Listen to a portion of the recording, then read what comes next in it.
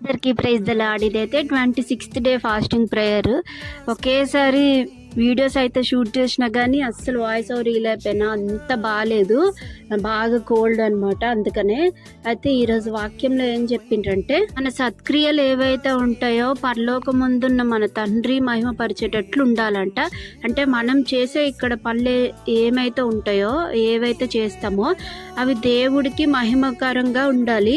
అంటే ఏది పడితే అది చేసి దేవుడు మనకి చూస్తలేడు, చేస్తలేడు, అనవసరంగా నమ్ముకున్నా అన్నట్లు కాకుండా మనం ఇవన్నీ తెలియాలంటే ఫస్ట్ బైబుల్ చదవాలి, వాక్యం చదవాలి. అది మంచిగా మా పాస్టర్ గారు లెక్క ఎక్స్ప్లెయిన్ చేసే వాళ్ళు ఉండాలి. ఎందుకంటే బోధ అన్నది చాలా రకాలుగా ఉంటుందంట, అది బోధించే దాన్ని బట్టి ఉంటుంది. కాబట్టి మంచి పాస్టర్ అంటే మనకి దొరికితే మాత్రం వాక్యం పట్టుకుని దాని భావం బట్టి అట్లా ఫాలో అయిపోతే మాత్రం చాలా బాగుంటుంది. మాకు ప్రార్థన మమ్మల్నే చేసుకోమంటారు మంచిగా.